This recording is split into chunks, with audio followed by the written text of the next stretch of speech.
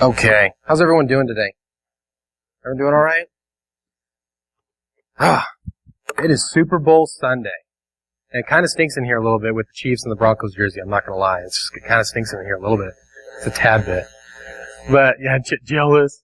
Well, yeah, my boys are right where your boys are at. I've heard so many Cowboys jokes this week, I'm about to cry. I'm on the verge, okay? So, please be gentle. It's going to be a good day today. Super Bowl game. I hope it's close. It's going to be a lot of fun to watch, and I hope everyone comes and hangs out. We got chili, and you bring your own soups and bring your drinks if you want. It's going to be a lot of fun. We're going to have a little game on the side, a little tournament, and we'll have bean bags up here and chairs, and we'll be able to watch it on the big screen. And so, and Peyton Manning's forehead's probably going to look about the same size and that it would on the projector screen. So that's something to look forward to. I was thinking a lot about football today, and I said, I'd probably preach because I knew about this a month ago that I was going to be preaching today. I was like, I could talk about football. I could talk about all these illustrations and show clips of, really fun stuff. And I said, okay, Andy, it's church. It's maybe your last time for a long time to preach at Journey Church. I got to figure out something that's actually meaningful. So I'm going to get the football stuff out of the way right now. I'm excited.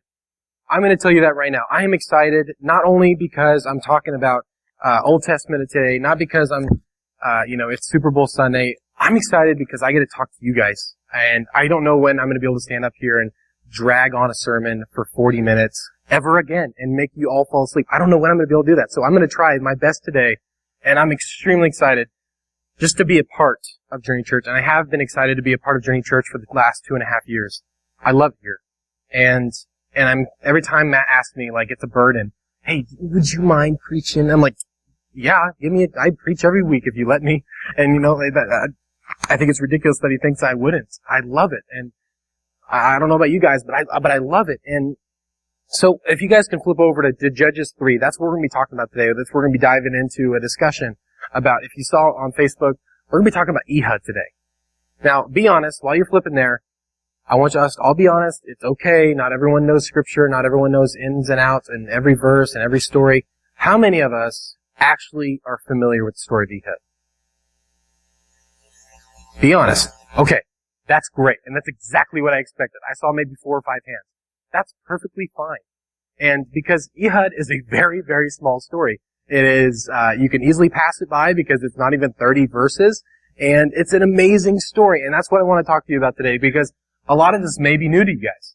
And I'm excited about that because when I read something new, I hate it, but like when I read something in the Bible and I realize, oh wow, I've never heard that before. It's bad because I should have known that, but also it's exciting to read something or from a different perspective. And I remember reading this first time. It was in 2012. It was in my Old Testament class. I could not believe this story. It was so much fun. It had such meaning, such depth, and I want to share that with you guys today. So is everyone at Judges 3? Judges 3. Okay, so we're going to start in verse 12.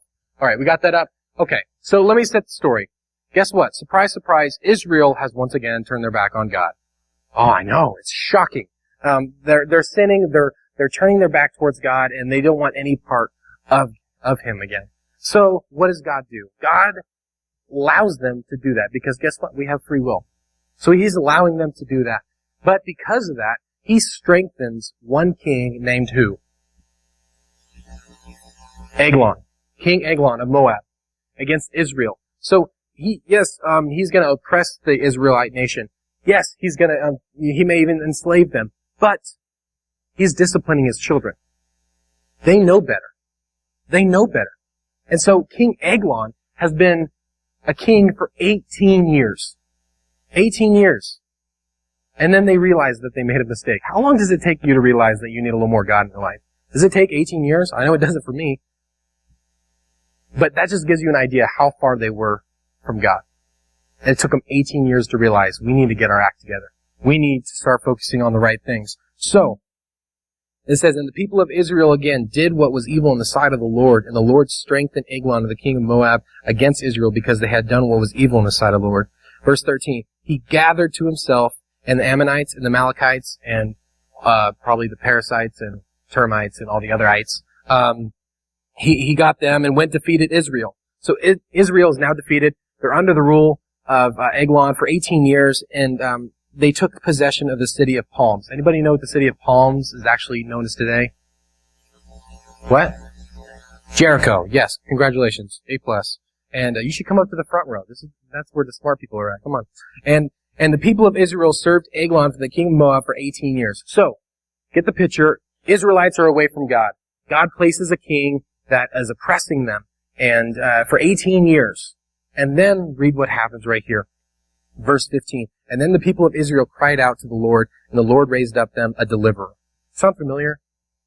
People needing a savior. People needing help. This is word for word, almost exactly what happened with Jesus. People need help. People have no way of getting rid of it. And then they ask for a deliverer, and then God gives them one. That's the deliverer's name. Ehud. A weird name. I've heard it pronounced Ehud or Ehud.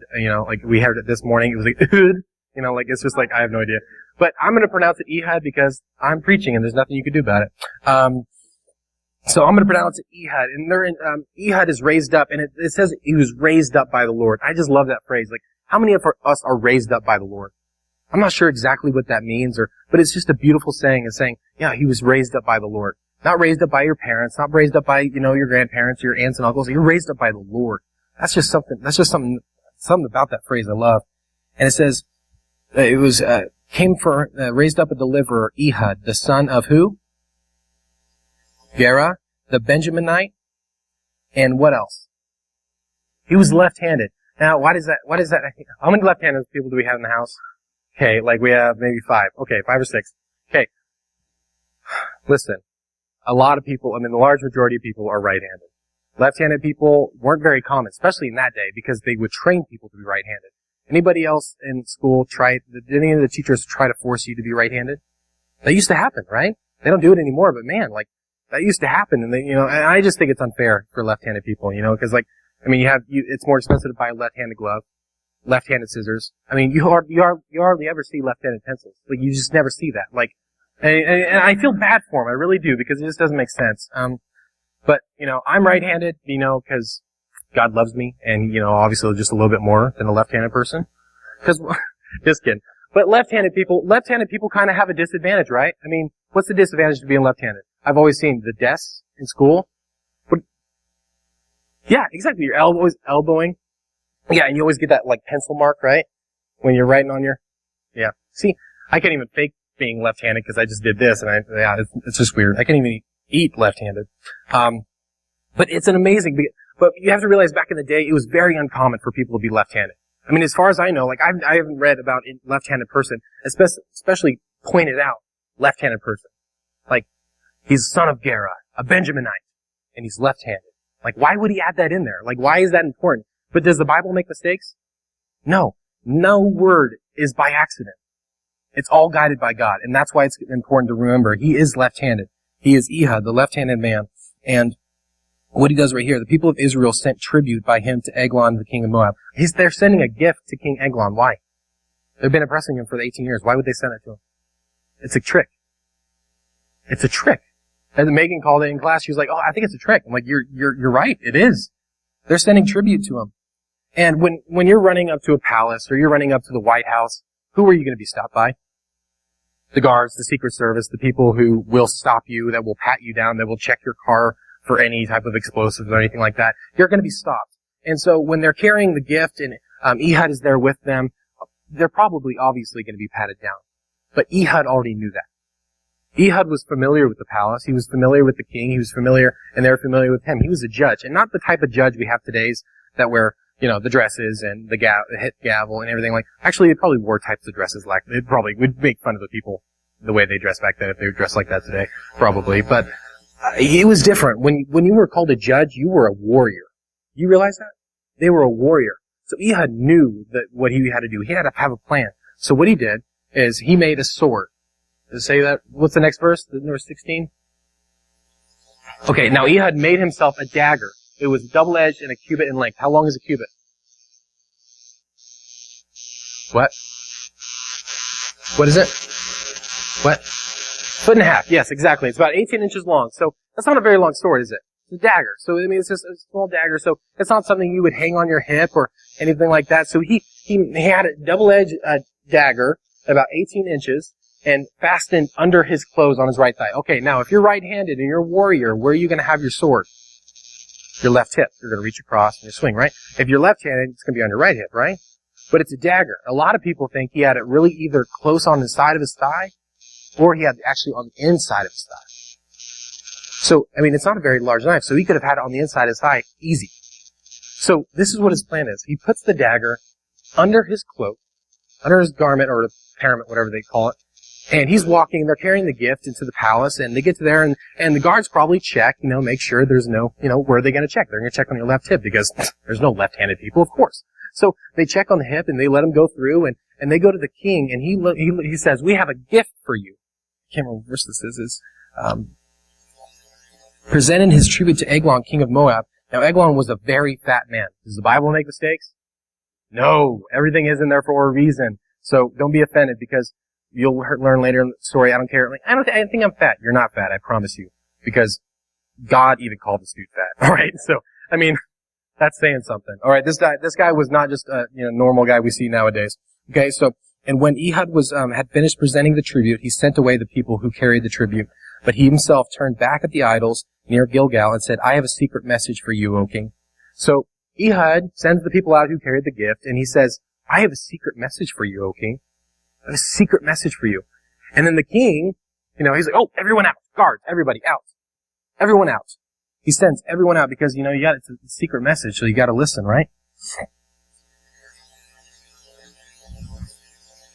I lost my place. And he commanded, so Ehud came to him, and he was being set upstairs in his cool private chamber, and then Ehud said, I have a message from you. And now, I've looked at the biblical archaeologists of this palace, and there's still ruins today of it, and they say this was the upper room, there was only one entrance, one exit, and it would have had a bathroom, would have had a bed. It was kind of a place it was his chamber, it was for solitary reasons. And so, he's in this room, and he says, I have a message from God for you. So and it says, so he rose from his seat. Who is he in that sense? Who rose from their seat? King Eglon. Because, yeah, he has a secret message for me. No, fine. Everyone's fine. Just get out. Oh, you have a secret message from God. And he stands up. Because he knows it's important. Because a message from me, from God? Wow, what's going on? Absolutely, stand up. Next verse, please. Okay, and then Ehud, this is the cool part. This is the cool part.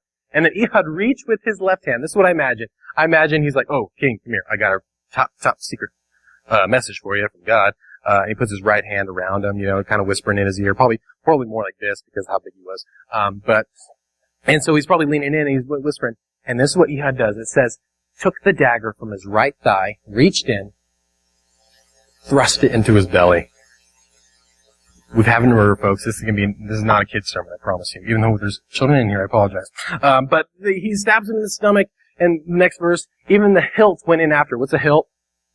The handle. Went in after the blade, and the fat closed around the blade. He did not draw the dagger out of his belly. So it went in and it's consumed the sword. See what I mean by very fat? Don't complain to me that you're big or, heavy set or anything like that, because this dude was heavy set. I mean, in it, and he couldn't even pull it out, so we just let it go before it probably pulled him in there, and out of his belly. And then it says, go back 1 second. And his entrails came out. What does your version say? And his what comes out? What? Bowels? You know what mine says? Is the best version I found. Mine says, dung. I've seen dirt, but as soon as I heard the dung one, I was like, yes, that's it. That's what we're saying. And that just gives you an idea of what came out. And it went all over the floor, and he killed the king that had been oppressing them for 18 years. Ehud rose up by God, the left-handed man, snuck in there, Mission Impossible Tom Cruise style, went in there, stabbed him, but then he had one thing else to do. What was that? Escape, right? That's the one thing, that, if I was a bad guy, I would never think of that. I would be like, alright, this is how we're gonna do it. And then they'd be like, what about afterwards? We'll figure it out, don't worry about it. But this is, when Ehud was realizing, he's like, okay, but guess what? Ehud was planning. He was a smart guy, he was a soldier, he was a warrior, he had an idea, he had a plan. So he went out, he went to the doors, he went outside, he locked the doors and closed himself in on the room. Now what's the problem with that? He can't escape, right? Because that's the only way, but if he goes out, the guards are going to see him, they're going to go and see the king, they're going to stop him. So, He does what any wise nobleman would do, and he exited through the toilet. A lot of people believe that because the archaeology of the building, there was only one way out, and he had to dip himself down into the toilet and leave out through the building. And let's go on. And he said, when he had gone out, King Eglon's servants came to look, and to their surprise, the doors of the upper room were locked. So, they said, he is probably attending to his needs in the cool chamber. And if you look at your translation, it's probably going to say relieving himself. And two things why they would think that. One, because it was probably locked, obviously. It's probably either a private meeting or he's relieving himself. I don't know why he would do that with another person in the room. Maybe that's the way things were happening back then, but whatever. But also, what do you think they smelled? They probably smelt it, so that's probably why they assumed he must be relieving himself. So they wait till they were embarrassed. How long do you think that was? I know there's some times where it's just like, what are you, you're like at a gas station or something, the door's locked, and you're like, what are you doing in there? Like, what are you doing in there? Like, what could you possibly doing? When you figuring out a cure to cancer in the bathroom or something? Because this is taking forever. And so they're in there, and it's taking forever, and they said they waited till the point of embarrassment, and he still had not opened the doors of the upper room. Therefore, they took the key, opened them up, and then there was their master, fallen dead on the floor. I bet they felt like fools. Have you ever seen the movie Escape from Alcatraz? My dad here, and he made me watch almost all the Clint Eastwood movies, and I remember watching Escape from Alcatraz, and the part whenever he makes the dummy head, and he's sitting there, and the guards walk by, and they don't assume anything's wrong, and then they wake up in the morning, and he's like, oh, you gotta be kidding me. He's gone. And I just love that idea. It's just like, because that's what Ehud did. He fooled them, and by the time they realized, where do you think he was? He was home. He was gone. He was long gone. And so it's just exciting to see that Ehud pulled it off. And I guarantee when he came home, the trumpets sounded, everyone was excited, everyone was having a celebration, because guess what? They were oppressed for 18 years, and they called on God once, and he gave them what they needed.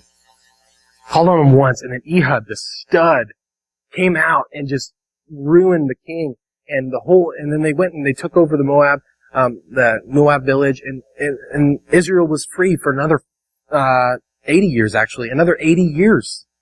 All because of Ehud. The left-handed man. Who would have thought? It's amazing. Like, this story is, like, absolutely perfect for, like, a Hollywood movie. And, of course, the Hollywood movies, like any other biblical story, they would probably mess it up. Like, have you ever seen Noah? Yeah, they messed it up. But I just think it's fun to see. It would be so much fun to see a simple story like this put into a movie production. Like, you'd probably have John Goodman as the big king, right? Obviously, big guy. You would probably have, like, Russell Crowe, like Ehud, because he's always, like, swinging a sword somehow. He has. Okay, we'll talk early 2000s John Goodman, because he's looking good now. But yeah, we'll see that, and we'll see a Hollywood movie, and I just think it would be the perfect movie. I can just picture the commercial and the trailer right now. It's just, in a world where everyone's back was turned on God. He's like, and you would have, like, helicopters and just flying around. And of course, because you got to add helicopters to a, pre-Jesus movie. That makes sense. And then you have all these things, and you had one man stood above everyone else. And it's just not to make everything all right, but to make everything all left. And then, everyone's, and you see Ehud running around, and then he's walking around, and then it says, from the #1 selling book of the world, the Bible, comes the story of Ehud. Lefty killed Hefty. And then you have, like, a really cool cheesy line that, like, Ehud's like, when he pulls out the sword and it says, dinner's served, and, like, something, like, really cheesy, and then it ends as, he came, he saw, he conquered, Ehud.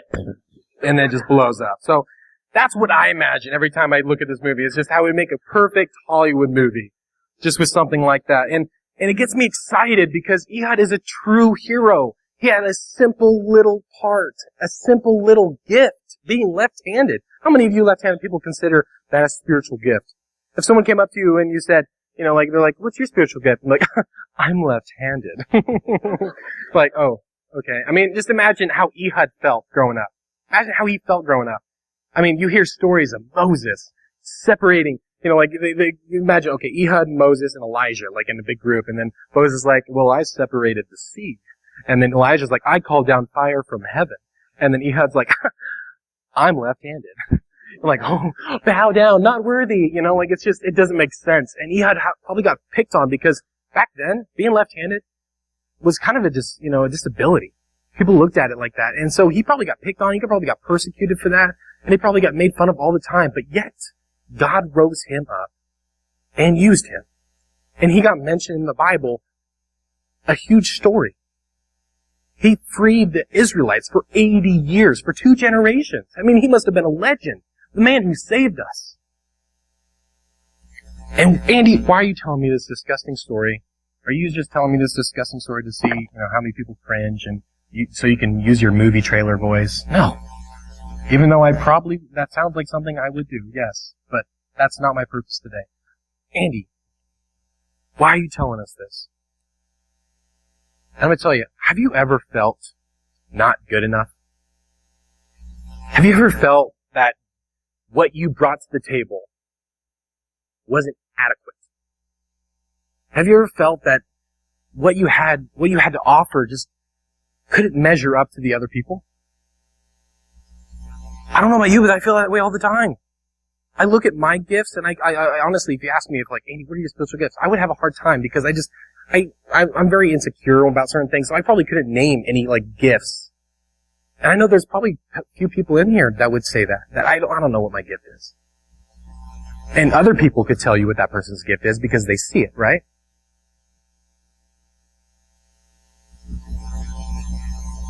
Sometimes we just don't feel good enough, and we just feel like the gifts we have wouldn't do anything.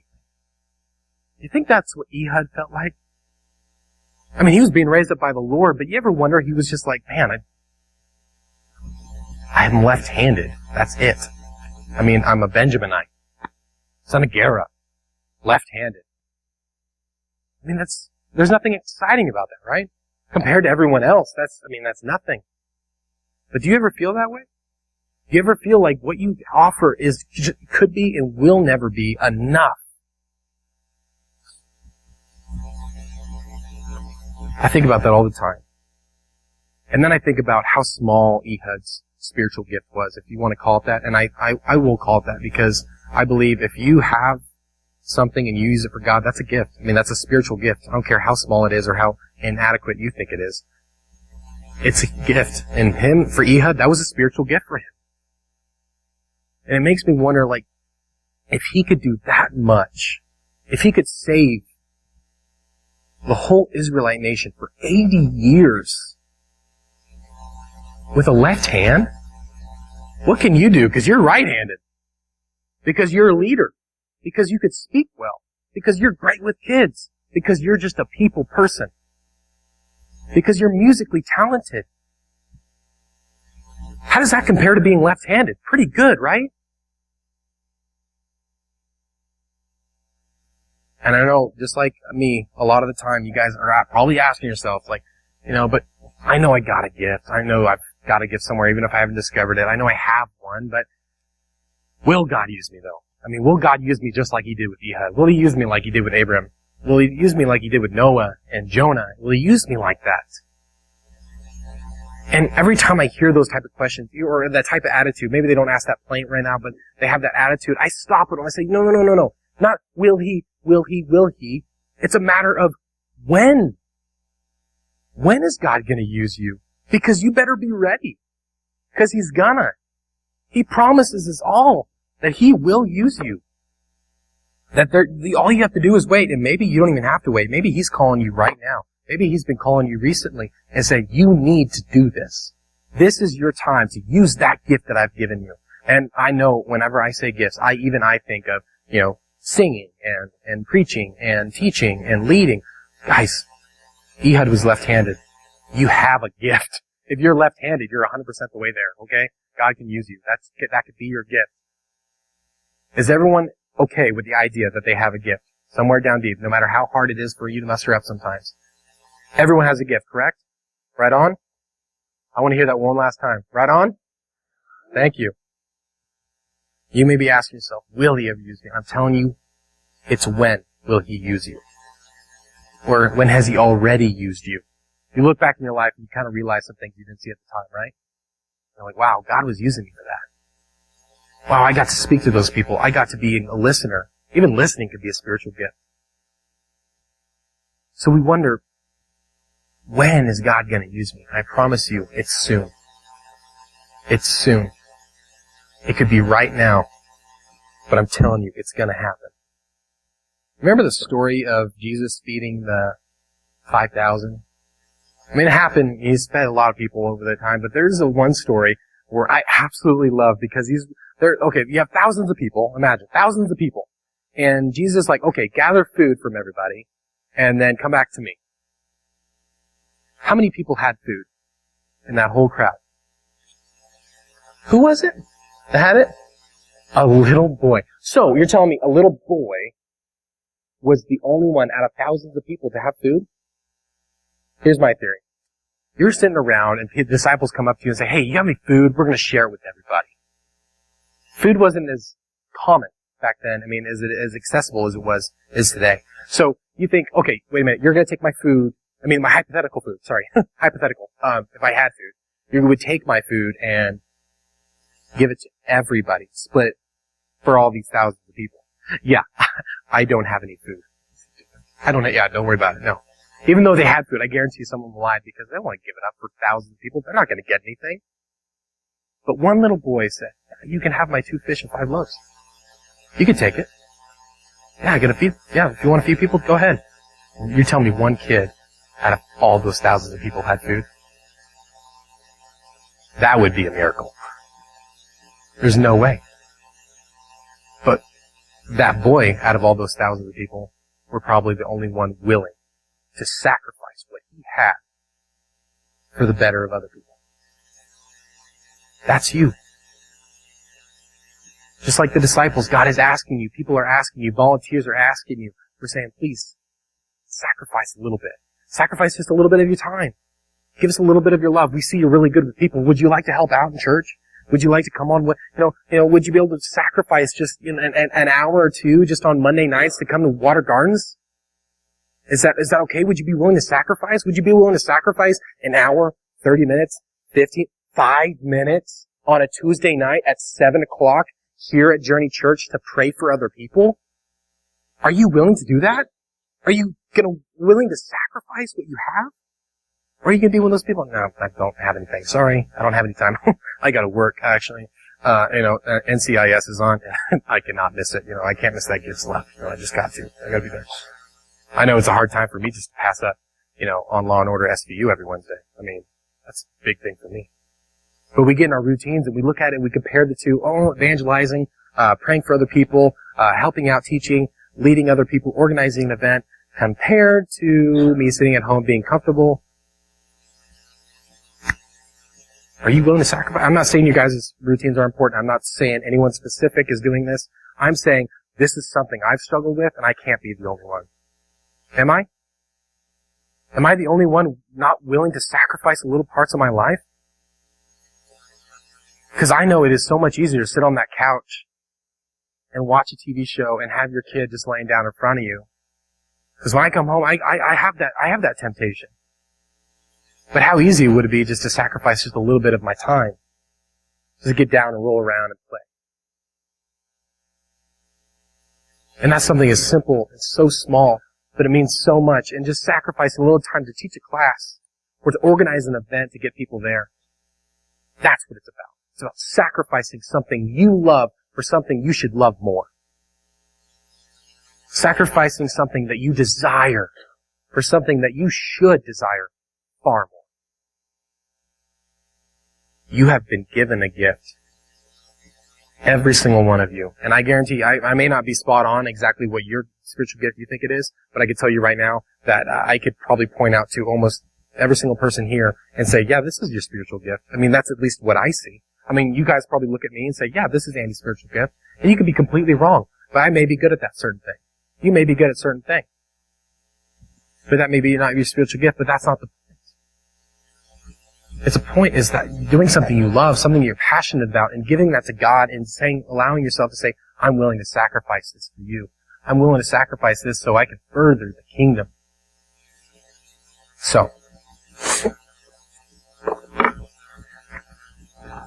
I'm going to be leaving. That's the last time I'll ever do that. I'm going to break this thing if that ever happens. Clumsy, like I said. I've been here for almost 2.5 years, and I know that's nothing completely as long as Matt McCauley, Matt Durfelt, or Chip, or half of you. You guys have been here a lot longer than me, and you guys have seen youth pastors come and go, and that happens, That's just life. People come and go. And I can tell you right now, I've only been here for almost 2.5 years, and I could tell that there is something happening in Journey Church.